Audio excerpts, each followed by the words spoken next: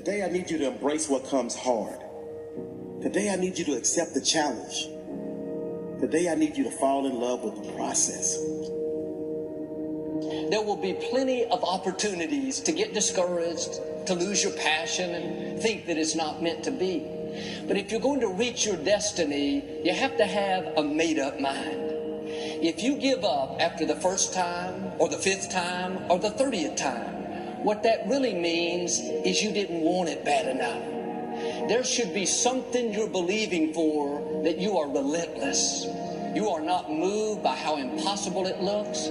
You're not discouraged by how long it's taking. You don't give up because people told you no. Your attitude is, if I have to believe my whole life, I'm not going to stop believing. I am not going to take no for an answer. I'm not going to settle for mediocrity. I'm going to keep pursuing what was in my heart.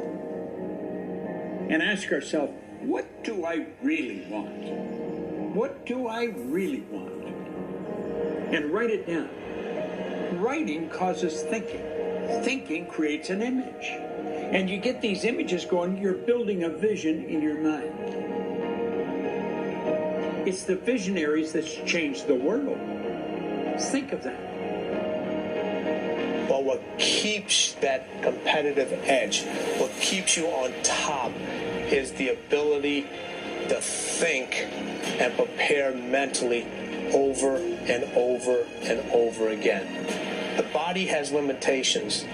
The mind does not. We focus so much on what goes on from the neck down that we forget it all starts from here. Everything starts from there. If you're not mentally ready, you're never really physically prepared. And that's where the preparation starts. What would your life be like as you look toward the future if you decided, I'm not going to allow my fears to stop me?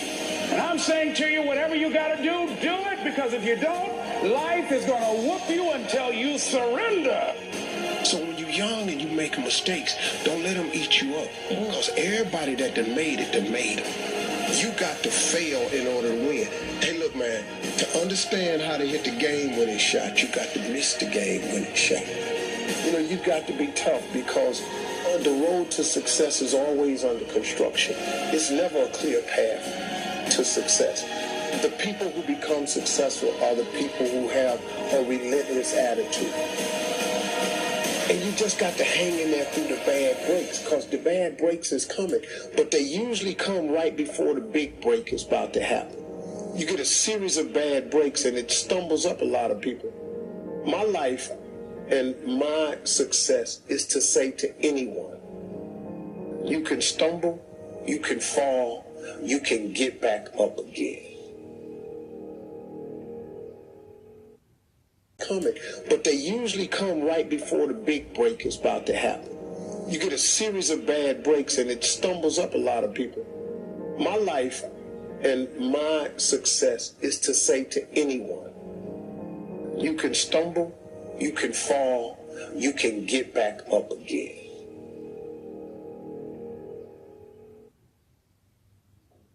No matter what you face, no matter how bad it is going to be, when there is a challenge, and by a challenge I mean anything in life, any challenge, anything that you're facing, the only way to overcome the challenges that you face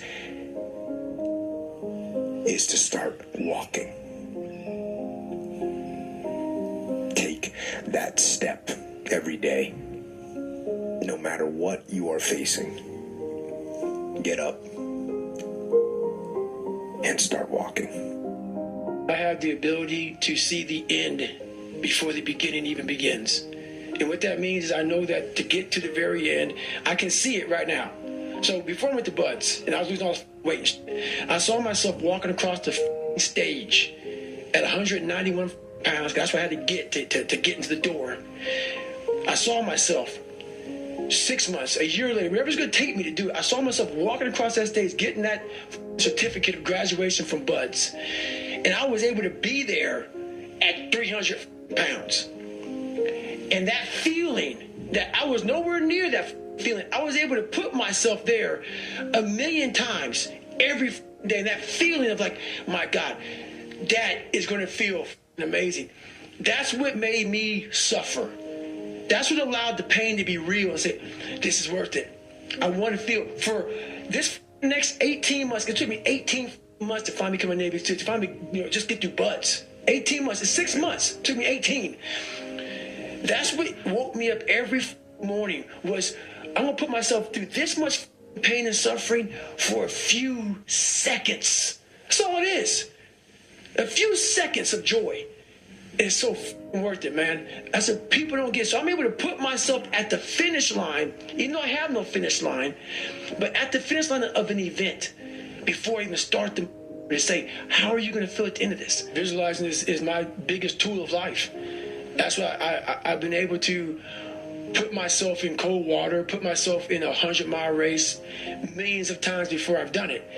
And I'm able to go through the race and see how I'm going to feel at mile 50. Almost to the exact feeling. Right. So when it comes up, it's no surprise. It's no surprise. I've already done this 1,000,000 times.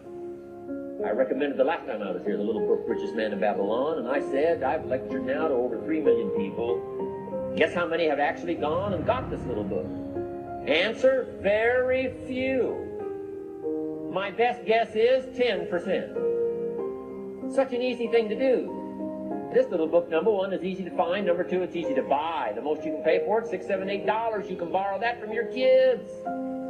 But if it's easy to find and easy to buy, and if it's easy to read, why wouldn't everybody go get it? We don't know. I don't know. Nobody knows.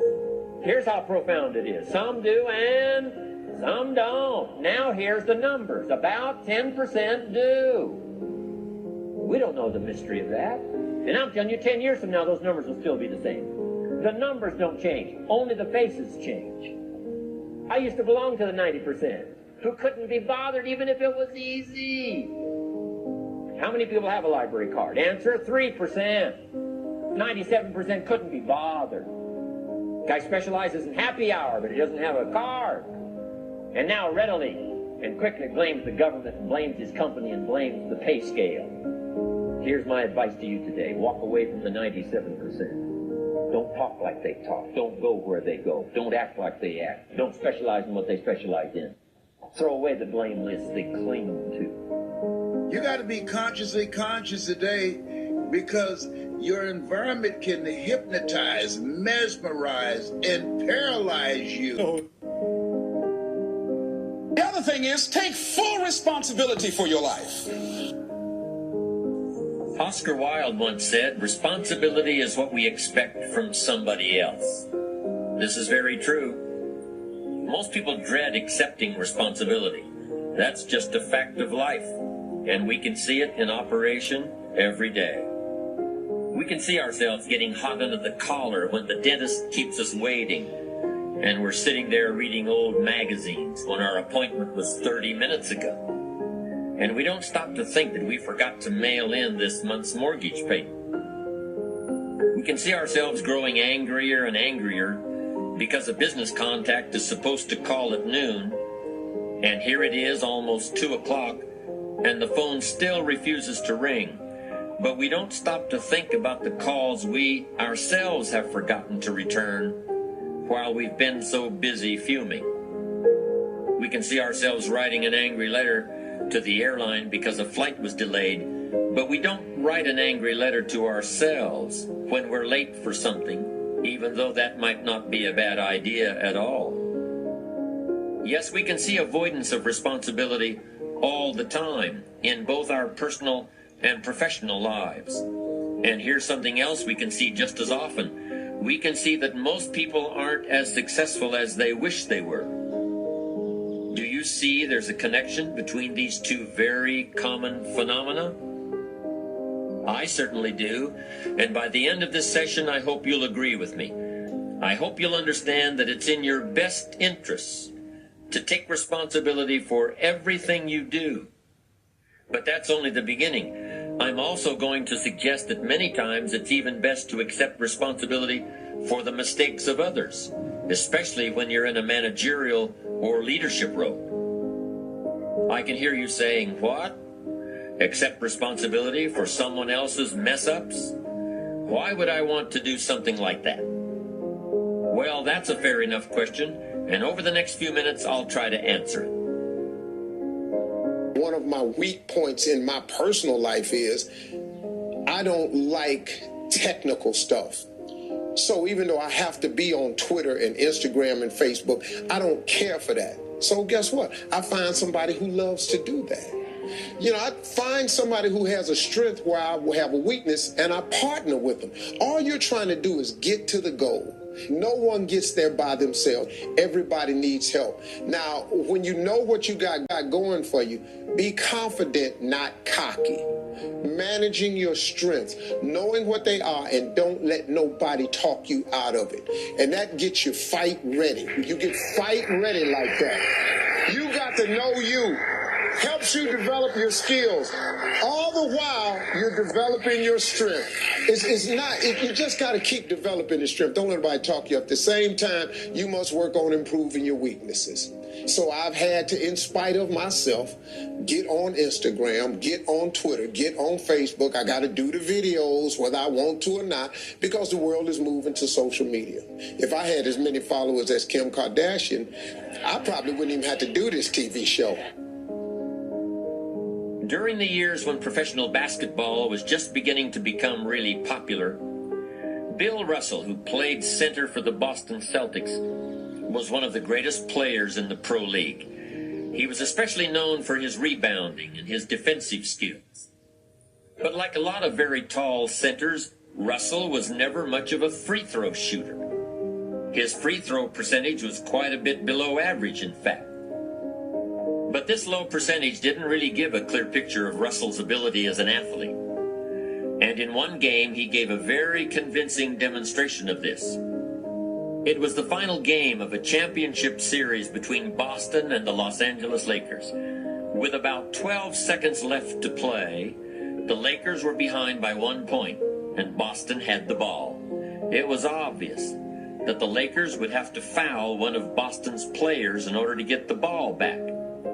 And they chose to foul Bill Russell. This was a perfectly logical choice, since statistically, Russell was the worst free throw shooter on the court at that moment. If he missed the shot, the Lakers would probably get the ball back, and they'd still have enough time to try to win the game. But if Russell made his first free throw, the Lakers' chances would be seriously diminished, and if he made both shots, the game would essentially be over. Bill Russell had a very peculiar style of shooting free throws. Today, no self-respecting basketball player anywhere in America would attempt it. Aside from the question of whether it's an effective way to shoot a basket, it just looked too ridiculous. Whenever he had to shoot a free throw, the 6'11" Russell would start off holding the ball in both hands about waist high. Then he'd squat down, and as he straightened up, he'd let go of the ball. It looked like he was trying to throw a bucket of dirt over a wall. But regardless of how he looked, as soon as Bill Russell was fouled, he knew the Celtics were going to win the game. He was absolutely certain of it. Because in a situation like this, statistics and percentages mean nothing. There was a much more important factor at work. Something that no one has found a way to express in numbers and decimal points. Simply put, Bill Russell was a player who wanted to take responsibility for the success or failure of his team. He wanted the weight on his shoulders in a situation like this.